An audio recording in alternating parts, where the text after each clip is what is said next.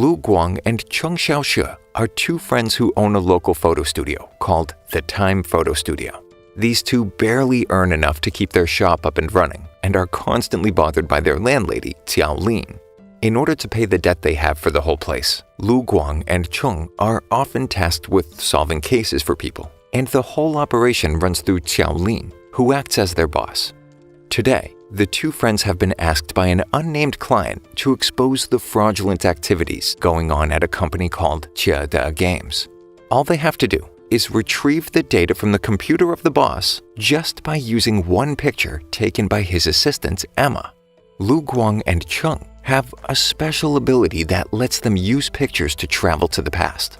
Cheng enters the pictures and is able to control the body of whoever had taken the picture for the next 12 hours. While Cheng is inside the pictures, Lu remains outside, but connected, able to glean information from the photos and gives him instructions from the present on what exact move he should make. While they can travel to the past, they need to follow three main rules. First, they only have 12 hours, so they need to finish it as soon as they can. Second, Lu will take the lead. He will make all the decisions and not Cheng. And finally, they cannot do anything to change the past, so they cannot have any emotional attachments to their clients' lives. Lu announces the rules once again, as Cheng uses the picture to jump into Emma's body from a week ago. Emma appears to be a real hard worker and is still in her office when Cheng enters her body.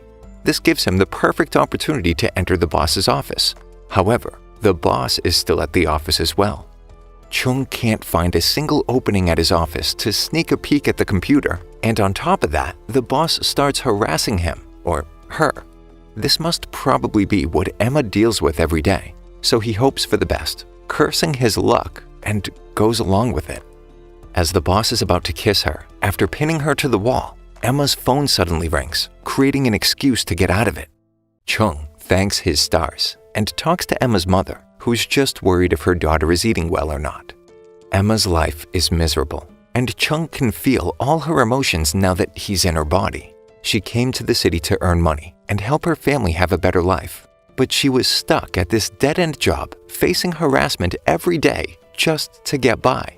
She couldn't tell her parents because they worry all the time, nor could she quit the job.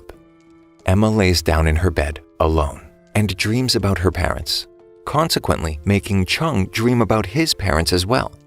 Being an orphan, Cheng understands the feeling of loneliness, and despite Lu's warning, he goes ahead and messages Emma's parents to come and take her away, an event that didn't actually happen in the past. The next day, there's a meeting at 9 a.m., which is the final opportunity for them to get the job done. Cheng purposely throws a cup of coffee onto her boss's lap and starts cleaning it as per Lu's orders. Just then, the boss's wife barges in and starts accusing Emma of making her husband cheat on her. She slaps Emma, and as she falls, she drags her boss's laptop along with her, allowing Lu to gather all the data through her eyes. When Cheng finally gets out of the past, Lu asks him if he did anything stupid, but Cheng denies it, knowing altogether that he had in fact done something he shouldn't have. Emma, after being released from Cheng's control, notices the message. She's thankful because she would have never had the courage to admit defeat. She quickly calls her parents, who are already on their way to meet her. Emma rushes out of her room and heads to the train station when a man bumps into her and offers to drive her to the station if she's in such a hurry. Back to the present again, and all of the higher-ups at Dailiren Games are finally caught and put under arrest for fraud. Lu and Cheng are glad that the job is done. However, when Cheng is distracted by Qiao, Lu looks at his phone to find news that a dead body was found, the body of Emma. The next day, Dailiren comes up with another task for the two to deal with. This time, they were approached by Yu Xia, an owner of a chain restaurant. Apparently, she had an argument with her business partner, who was now leaving the company. The only issue was that her partner, Lin Chen, was the only one who knew the secret recipe. Yu had tried everything, but couldn't coerce her friend to hand over the recipe, and there are no legal means she can use to compel her. So she had come chasing after the rumored Time Photo Studio. Yu hands Xiao tons of pictures from their past to recent times so that Cheng and Lu could somehow get some info about the secret ingredient. Cheng jumps into multiple pictures, one by one, to find any clue or any way he can influence Lin to give him the secret ingredient. However, every time, Lin acts as if Yu already knows the ingredient and that it's an open secret. They get down to the last picture, their final opportunity to find the recipe. This picture, however, seems to have been taken by Lin, so Cheng is now in Lin's body and realizes that the two friends were actually separating because of Yu's constant need to grow the company. She had forgotten what they had actually set out to do, to have fun and spread the joy of their cooking.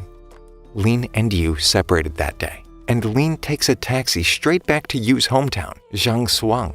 The driver reveals that the place is really small and only a few people know about it, and what it is known for are its fragrant flowers, which can also be used as a seasoning. Out of sheer coincidence, Cheng and Lu manage to find the secret ingredient and relay the message to Yu through Xiao. Just when they think that they were done with the job, they realize that there was one more picture taken by Lin. So just to have one more bowl of noodles, Cheng convinces Lu to let him enter the memory. There it's revealed that it was Yu who had suggested the secret ingredient and told Lin about it. And ever since then, to cherish that day, the day they decided to open a noodle shop after graduation, Lin had been using the flour in her noodles. Back in the present, after hearing about the secret ingredient, Yu is filled with regret. She understands her friend's feelings and how she had strayed away from what they were planning to do. She takes a cab back to her hometown as well and finds Lin there running a small restaurant. The friends embrace, finally having settled their differences. A few days later, an architect, Chen Xiao, hears rumors about Cheng and Lu's powers and seeks them out to change his regrets from the past on the day of his last basketball game. He tells them that he missed the chance to say some words to his friend and his first love on that day, and even to his mother, so he just wants them to deliver these words. While this would contradict their do not alter the past rule, Lu still accepts the job. Cheng jumps into a picture taken by Xiao during the basketball game and becomes him. Xiao and his group of friends actually belong to a really poor part of the country. Their gymnasium is deteriorating, and the school is soon going to have it demolished because the administration prioritizes academics over sports. However, the students don't know this and believe that if they win the game, they could save the gym from demolition and fulfill their wish of going to the national tournaments. Xiao is actually a substitute and is there as a part-time player/photographer. The game begins, and Xiao's team is abysmal. The other team immediately starts overpowering them, and by the end of the first half, has a massive 20-point lead. Chung is frustrated, but he can't do anything, with Lu constantly reminding him that the game was meant to be lost. During the third quarter, one of the opposing team members purposely fouls Xiao's team captain, Lu Hongbin, rendering him injured and unable to play. Xiao steps in to take his place. While Xiao might have been a bad player, with Chung controlling his body, he appears to be exceptionally good. Chung plays so well that his team starts making a comeback and slowly starts catching up. With 20 seconds remaining, the opponents score, taking a 2-point lead. Chung gets the ball and races down court. He stands poised to score a 3-pointer, but once again remembers that they cannot win and passes the ball. But surprisingly, his teammate scores a 3-pointer. They had won. Chung suddenly stops, scared that he might have destroyed reality itself. But apparently everything is fine. Chung finds out that the school would stop the games anyways, so their winning made no difference, and the future was preserved. After that, Chung assists his injured team captain home, and while on the way, he delivers the words that Xiao wanted to be said. Nearly arrived, they meet Liu, Hongbin's sister, and Xiao's crush. Hongbin sets them up with a little alone time, and Chung manages to give Xiao's words to her as well. Finally, it's time for him to deliver Xiao's message to his mother. Chung begins to bike home as night approaches, and asks Lu if it was really okay for him to be saying those words. Lu reassures him that as long as the node didn't change, it would be fine. Xiao's mother doesn't seem to be very fond of her son playing basketball, and spending time taking pictures. She doesn't want him to be like his father. Chung feels good despite the constant nagging because he knows what it is to not have a family. He delivers the words Xiao asked them to, making his mother happy as they finish dinner. Suddenly, when his mom forces him to have some more noodles, he's reminded of the day's date, May 12th, 2008. Chung remembers that today, a massive earthquake would devastate the town, and only a few people would manage to survive the quake. This was perhaps the reason why his actions were causing no change to the future, because all the people he interacted with would die. Chung remembers being young and losing his parents, and cannot fathom Xiao losing everyone on that very day. The messages he delivered earlier were farewell messages, and it finally made sense. Lu Guang tells Chung that he cannot alter death. Death is an important node. If he tried to alter such a node, the entire universe could collapse. Chung, however, ignores this and attempts to convince Chen's friends to flee the village to escape the earthquake, with little success. Since Chung cannot actually explain who he is, and no one would believe him anyway, he's unable to conjure up some actual sensible words to convince them.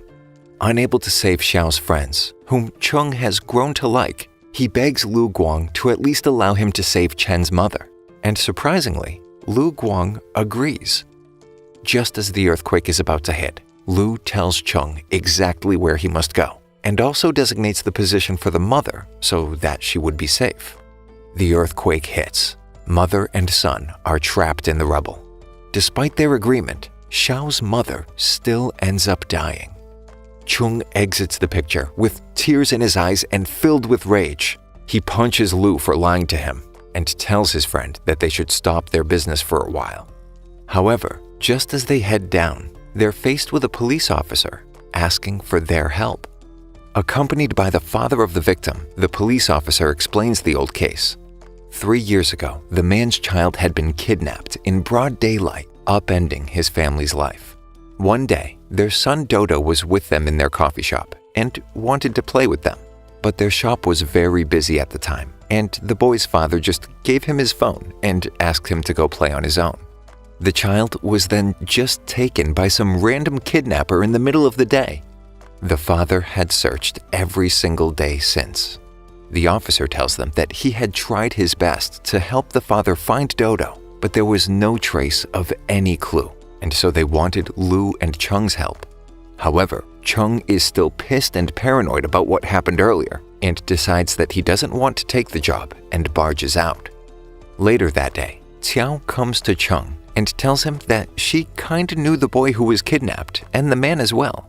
On the day of the kidnapping, she was there at the shop and caught a glimpse of Dodo being taken away. However, she never really got to gather info about the kidnapper and didn't have the courage to help the father either. She feels deep regret about that day and asks Chung to change his mind about taking the case. Chung finally decides that he would help out. They contact the father and manage to only get CCTV footage from that day, a frame of which serves as a photo. This picture's a bit different since it wasn't taken by anyone. There's no one for Chung to control, and he himself would be transported to the past. The kidnapper probably knew all the CCTV blind spots and would use them, so Lu wouldn't be much help either. Taking the risk, Chung enters the new location. He can't allow anyone to take notice of him or stand out in the crowd in any way, because that may change the past and affect the future, so he hides out. But by the time he goes to the scene to check, the kidnapper has already taken the boy. Determined to at least see the face, Chung races behind them, but accidentally stumbles upon Qiao, who was walking the same street. Chung quickly tries to run away, diverting Qiao's attention just enough for her to also miss the kidnapper's face. Chung is not supposed to be seen, so he scurries away and loses track of the kidnapper. The job has failed. They return back and can only apologize to the boy's father because there's nothing else they can do.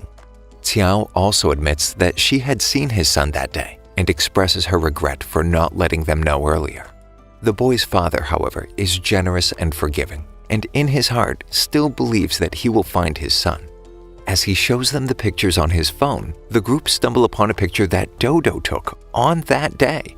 Using this photo, Chung jumps into the past and into Dodo's body. On the day of the kidnapping, after Dodo is left outside, he is soon approached by a fat lady. She uses a strange ball to render Dodo unconscious and takes him away. When Chung finally wakes up again as Dodo, they have very little time left, so he quickly goes to the lady's purse and sees her identity number before she wakes up. Just when she does wake up, Chung pretends to channel her ancestors and beats her up for doing bad deeds using Dodo's body. The lady is scared witless and seems to come to her senses. Back in the present, the lady is finally caught, and Dodo is reunited with his parents. Turns out, the lady was so scared after the incident that she stopped trafficking children altogether and was taking care of Dodo pretty well, so it all turned out for the good.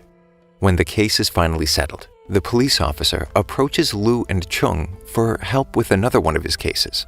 This one was of a serial killer who had been wreaking havoc in the city for the last few months.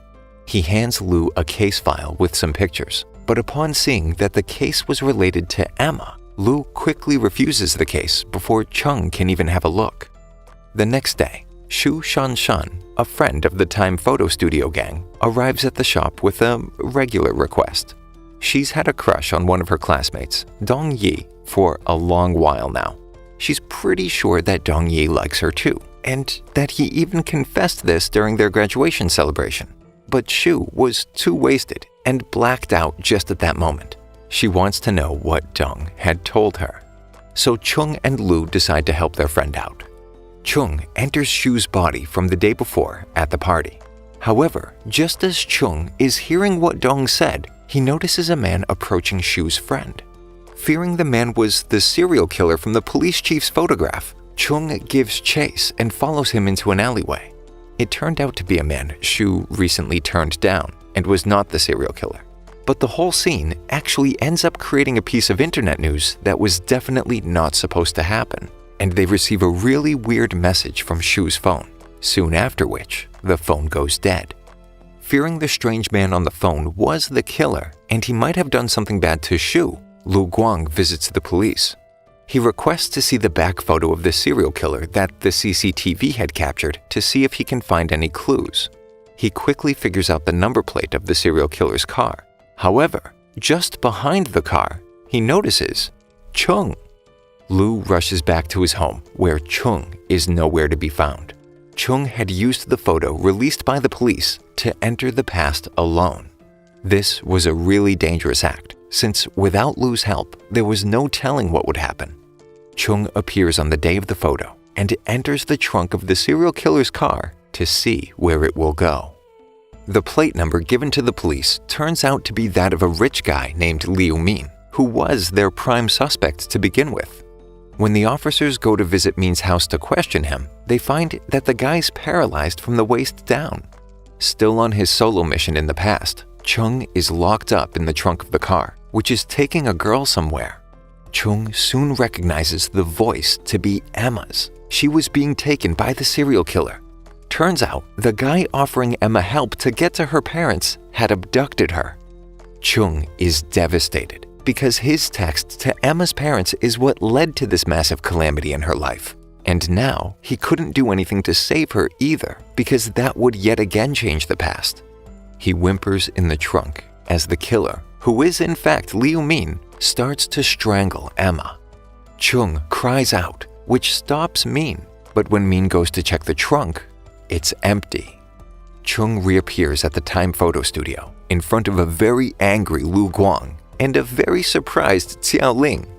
The defeated Chung says he did not change anything and realized the futility of his actions.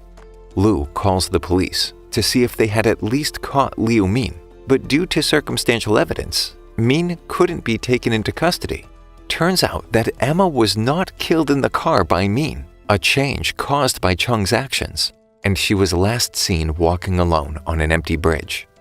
Now that the police had no cause to arrest Liu Min, Lu and Chung decide to take matters into their own hands. Finding a photo taken by Shu before her disappearance, Lu Guang manages to check out exactly what happened that day Turns out that a masked man approached her and attacked her. After preparing himself for the worst-case scenario, Chung heads into the photo taken by Shu and becomes her for the day. He reenacts every move that Shu made until nightfall and patiently waits for the murderer to arrive. However, in the present, Chung had also set up a few pictures luring the actual murderer to their house too. In synchronicity, kind of. Time's weird here. Chung stops the attacker from killing Shu, and Lu Guang runs to the development room and locks the attacker inside. Chung then makes a deal with the murderer to let Shu go in return for engaging him in battle. Chung then returns back to the present, in the development room, and battles it out with the masked murderer. Using the photos there, he jumps out and back into that present moment of battle, confusing the murderer and taking the upper hand. Turns out Liu Min was the murderer and could walk perfectly fine, but something seems off about him. Chung beats him up until the man admits his deeds and the police come in and arrest him. Liu Min is interrogated by the authorities, who are confused about his inconsistent paralysis. One minute he seems perfectly fine, and then again can't seem to walk moments later. Liu Min, for his part, repeats over and over that it was his friend who actually committed the murders, and not him. When the doctor's reports arrive, Liu Min appears to have no mental issues either, so either he was telling the truth or was an elaborate liar. Back at home, Chung decides to go and attempt to save Emma one last time, and with Lu's help, enters the picture of where Emma was last seen. Turns out, on the day of the murder, due to Chung's disturbance, Liu Min didn't entirely kill Emma. Liu was afraid he had killed Emma and rushed to a hospital. Emma, however, regained consciousness on the way, and in a stupor caused Liu to crash the car. She somehow survived and walked away. Filled with regret and hopelessness, Emma is on the edge of the bridge about to end her life, when Chung arrives and explains how everything that happened to her was his fault. He tells her that everyone has a hope to live a better life, and she can too. But Emma is too far gone. She demands that he send her back, using his powers, to a time before anything weird happened, before her time in the city, back with her parents. Suddenly, Emma's eyes change, as if she were possessed by someone. She smiles and talks weirdly to herself, exclaiming how she finally figured out who the witness was, and then jumps off the bridge. In the present, Liu Min, using the cuffs on his hands, strangles himself. And back at home, Xiao's eyes turn too, and she stabs Lu Guang just as he realizes that someone with the ability to control spirits was among them, doing all of this. Chung returns back to the present. He sees a possessed Xiao before him. She speaks in a weird voice and taunts Chung for cheating earlier, and declares that the game has now been reset. Thank you for sticking until the end. Subscribe for more videos like this.